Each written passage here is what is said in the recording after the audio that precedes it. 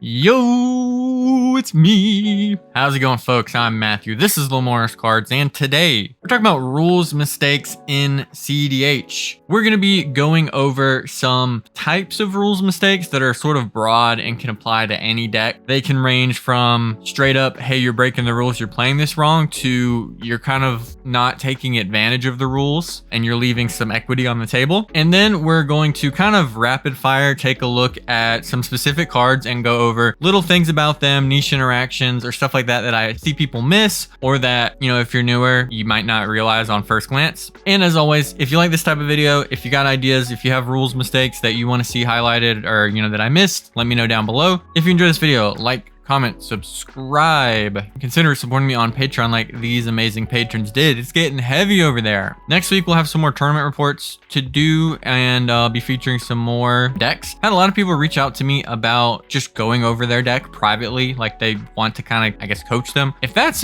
something you guys are interested as a patron tier to either do coaching, especially if you're like a newer player who wants help getting into the format, you want to kind of fast track that, or if you would like to go over decks, I do that a lot at this point, but just let me know. With all that being said, let's go ahead and hop into it. Use the link in the description below to download Whatnot, and you'll get $15 to use to buy Magic singles, sealed product, get anything that you want, really. There's no limits. You just get $15 on the account for free just for signing up. This is one of the best ways you can support the channel. And again, it's just free stuff. Use the link in the description below. Give Whatnot a try.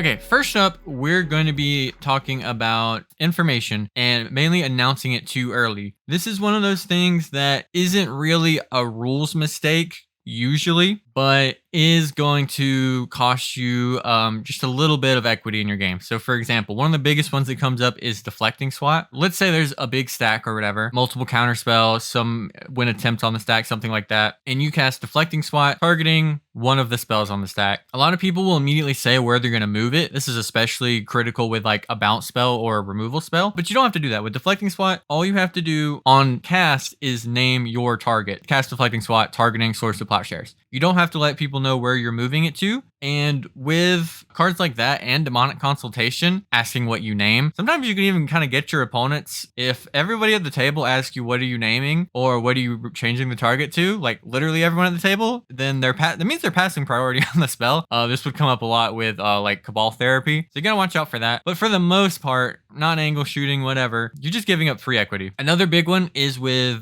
enter the battlefield effects. So let's say you cast something like a Solitude. You don't have to name it on cast. Let people go through priority, respond to your casting, let it enter the battlefield, and then name your target. And this is especially big with clones. Don't tell people what you're going to clone. Cast your clone. If people say, what are you going to clone? If you think it's beneficial to you in a political sense in the game to let people know what you're going to name, go ahead. But otherwise, don't say cast Phantasmal Image, copying Dockside. It's not copying anything. That's a 2-mana spell. It's on the stack. It ain't done nothing yet. That's a big one I see. It's a bit of a pet peeve for me, but it is going to lose you some equity in games. There are a lot of little things that you're going to be doing give you a disadvantage when you should be in a good position, especially have like a sneaky little play that you're making wide open. Similar to that is jumping ahead of priority. One of your opponents casts Thassa's Oracle. The person next to them hasn't said anything yet, and you say, okay, in response, you jumped ahead of priority, which that person's probably fine with because more than likely you're giving them perfect opportunity to priority bully you that maybe they weren't going to take. You don't want people to know that you're going to answer the spell. You know, you have the mental misstep for their consult. You're going to just priority gets to you, pass on that Thoracle. Don't say anything until priority gets to you on the console. You don't need to let people know that you're going to be interacting. This is huge. This is a massive thing I see new players do. Whether or not you need to priority bully yourself, you will want to kind of learn that and when it's okay to do that. But putting yourself in a position to be priority bullied is something you actively want to avoid as a new player. Let other people think about what's going on. Let them interact. You don't want to use up your spell just because you have something. A lot of people, they got a spell burning a hole in their pocket. They just want to throw something out. They want to cast a spell. You really get rewarded in this format for not doing that. So don't jump ahead of priority. Let people know if you have a way to, you know, combine spells in a way that might be able to get you out of a bad situation. But in general, don't jump ahead of priority. Let people do stuff. It also just makes it way less messy. It's going to be cleaner gameplay for everybody. Let's talk about triggers. There's a couple things with these. Let's talk about resolving them improperly. A lot of players will kind of race through triggers. For instance, I have an Orcish Bowmasters in play. You draw a card, and then I immediately say, kill your dork. Something like that, right? And a lot of people will kind of resolve triggers as though just because they've gone on the stack that they've happened. In a lot of scenarios, that will happen where, the Orcish Bowmaster trigger happens, I kill your creature, and there's nothing that happens in between there. Priority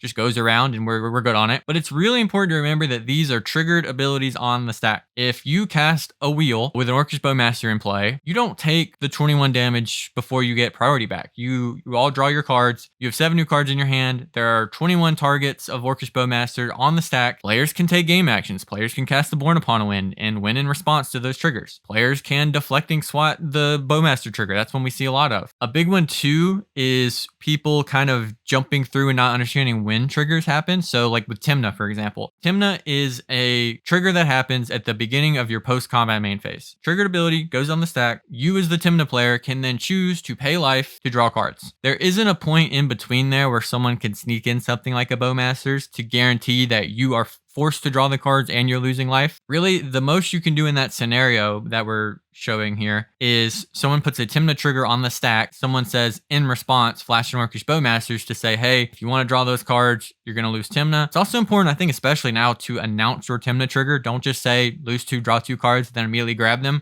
Because that is a point now, especially of where people get priority where they might want to do something, especially with the printing of Orcish Bowmasters. Similar to this, declaring targets of triggers. Once your trigger goes onto the stack, you need to declare a target. This, again, is incredibly important with Bowmasters. We don't just tally up a bunch of Bowmaster triggers and then once the stack resolves, decide where to put them. Once you draw that card, I have a Bowmaster trigger, I have a target. You can respond to that. All the stuff I said about the stack and priority before this all still apply, but you need to make sure you declare those targets as they happen. This is really important with cards like Displacer Kitten, which is, pretty popular right now. If I cast a spell, Displacer Kitten trigger happens, I name a target. Always. This is what happens as soon as your spell goes on the stack. Once you put that trigger on the stack, you need to name a target if it has a target. The big one that I see a lot is a kind of combination of the priority thing and the triggers thing, and that is not understanding how holding priority works. A lot of people understand, the best way for me to win with Thassa's Oracle is to cast the spell, trigger on the stack, hold priority, cast Demonic Consultation or Tainted Pact, Dualcaster Mage and Twin Flame. I've seen some people mess that one up. I see somebody cast a Twin Flame, they let priority go around the table, and then they say, okay, flash and Dualcaster Mage. No, you don't get to do that. You gotta hold priority or your Twin Flame has resolved. If the rest of the table just says it's fine, anything like that where, you want to make sure you hold priority for those interactions, and those are just kind of newer player mistakes. Kind of understand that. The one that comes up a lot that people can mess up how it works, even more established players, is with cards like Rhystic Study, Mystic Lemora, any of your draw triggers, but especially the ones that are tax-based. When an opponent casts a spell, I have a Rhystic Study trigger. I can announce my trigger. Announcing my trigger is just saying, hey, this is on the stack. But the moment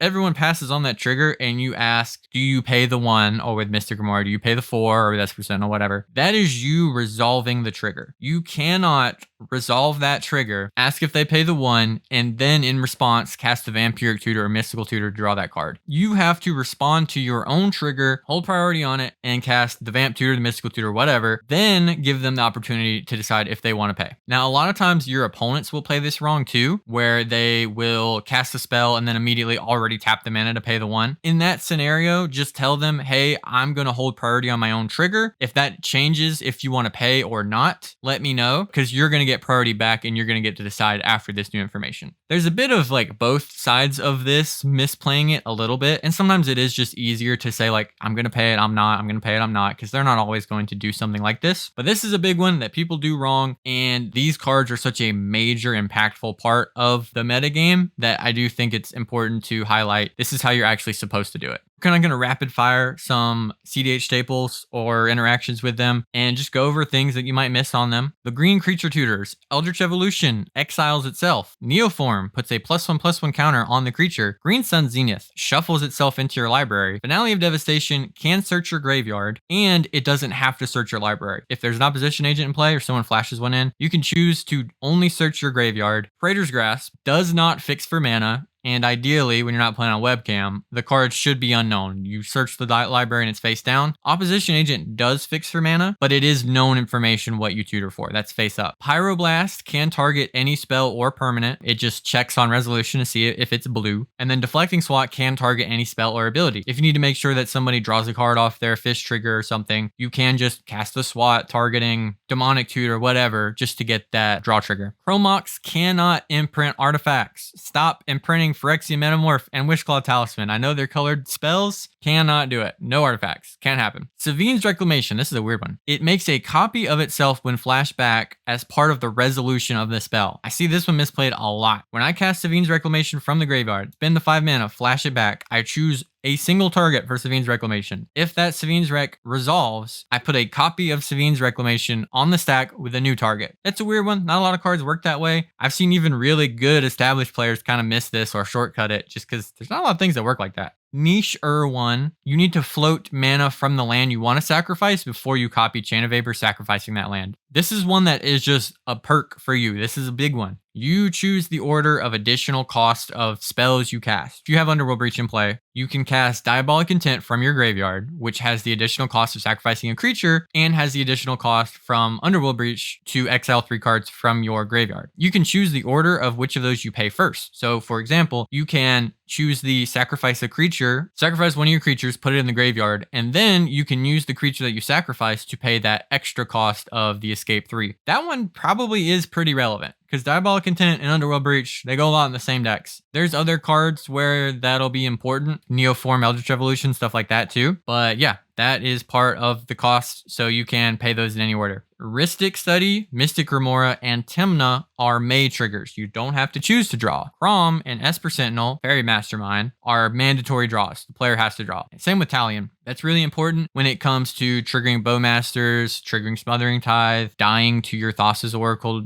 with your Tainted Pact or whatever. That's a big one, especially with Talion and Crom. Empty your library. Oh, I trigger their Crom. They lose. You got to watch out for that, and you got to play to that out as well. Force of Negation and Fierce Guardianship are non-creature only. You cannot counter creature spells with them. That's not really a rules thing, but I see people do it all the time. Get that in your head. And then Force of Negation is on opponent's turn only for the free cast. Force of Will, you can do it anytime. Force of Negation, Force of Vigor, those are on opponent's turns only. Necropotence and Born Upon a Wind. These could have 50 different little things because Necropotence itself is weird. Little things with Necroborn. Most people know that you can cast Born Upon a Wind, Necropotence. On your end step, you'll get all the cards, you can play them. On all of your effects that you have that require discarding a card, those get exiled. So like if you Auto-War or Beseiju with the Necropotence in play, really, really critically, those are triggered. Let's say you do Necropotence and Born Upon a Wind. You have a million cards in your hand. You're going for a win attempt. Flash in Underworld Breach, Flash in Lion's Eye Diamond, sacrifice. Or your opponents might say, oh, they're all exiled. You can't do anything. Actually, they all have triggered abilities. I have a whole bunch of triggers to put them into exile, which I can respond to. Especially because, you're playing at instant speed because Born Upon a Wind, you can flash in Lion's Eye Diamond, escape from the graveyard, and just keep playing on top of your exile triggers because you're playing all at instant speed. Nothing has to go to exile. You got it. Necropotence is weird. Gilded Drake is an exchange effect, meaning removing it prevents the effect from resolving. You can let it resolve, see what they're going to Drake for. You can Swords to Plowshares the Drake. The exchange doesn't happen. You keep your Crom or whatever. Gravedigger's Cage does not stop Mnemonic Betrayal, and it also doesn't prevent permanents other than creatures from entering. That can be really important when you are playing something like Sisay or even like Kinnan, because Kinnan can like Tezzeret and still search for the One Ring, and then Sisay can still tutor up Planeswalkers and lands, just can't put into play, or enchantments, whatever. It just can't put into play creatures. Along those lines, Mnemonic Betrayal mana fixes. You can just spend colorless mana to cast their spells, and can cast spells using their alternate cost. For instance, you can overload a Cyclonic Rift using Mnemonic Betrayal, though Underworld Breach can't do that because Breach is using an optional cost on its own with the escape. This comes up a lot with like Fierce Guardianship. You can't Fierce Guardianship for free with Underworld Breach because you're paying an alternate cost already. You can also do this with Yawgmoth's Will as well. Mana doesn't copy properties the mana had, like a restriction on the type of spell it can cast. For instance, you'll see some Kinnan players play Jeweled Lotus. That becomes a Lotus Petal basically once Kinnan's in play because it won't have that can only be spent to cast Commander's clause. Permanents that tap another permanent for mana but don't tap themselves don't trigger Kinnan. This comes up a lot with like Relic of Legends when you're using the tap a legend effect. Does not trigger Kinnan. And Urza does not trigger Kinnan. Lion's Eye Diamond can't be used to cast spells in your hand normally. You see people try to figure out ways to do it. You can't do it, but you can hold priority when tutoring to hand. So for instance, cast a Demonic Tutor, hold priority, crack LED, or activate Wishclaw Talisman, hold priority, crack LED. And you can do the same thing with a Wheel effect. So cast Wheel of Fortune, crack LED. And again, you can also do this with Yawgmoth's Will. Like a line that I've got to do that is have an LED in play, cast Yawgmoth's Will, have them try to counter it, protect your Yawgmoth's Will, you get priority back on Yawg Will, hold priority, crack LED, discard your hand, Yawg Will happens. Now I can recast the LED. I've netted mana. I can recast those things I discarded from my hand. Pretty cool. This one might be a little niche, but these are both cards I see when I do deck reviews. Dress Down does not work against Magus of the Moon. That's because of layers. Magus of the Moon applies on layer 4 and Dress Down applies on layer 6. So weird rule stuff, but if you dress down a Magus of the Moon, it doesn't matter. Non-basic lands are mountains. Cards that are hit by Drannith Magistrate. I see people miss these a lot. One, all of your commanders, unless you're playing like Derevi. There's a Drannith in play. Keep that in mind. Underworld Breach, Yawgmoth's Will, Mnemonic Betrayal, Jeska's Will, Ragavan, Opposition Agent, Praetor's Grasp, Dothy, Food Chain cards, and Beseech the Mirror. There's more. These are kind of the main ones. None of these spells work the way you want to when there is a Drannith Magistrate in play. Spellseeker and Recruiter of the Guard are May triggers. You don't have to tutor with them. For instance, if somebody flashes in an Opposition Agent, you can choose not to tutor. But Imperial Recruiter must search, and so it gets got by Op Agent. Let me know down below, what are your biggest cEDH misplays, mistakes, rules, weird things that you see people do? If you got other suggestions, maybe I should do a video like this, maybe going into some other little tips and tricks for cards. Let me know what you think about this. Like, comment, subscribe, do all that good stuff. Helps me out a lot. All that being said, thank you so much for watching. And as always, go play cEDH. Have a good one, everybody.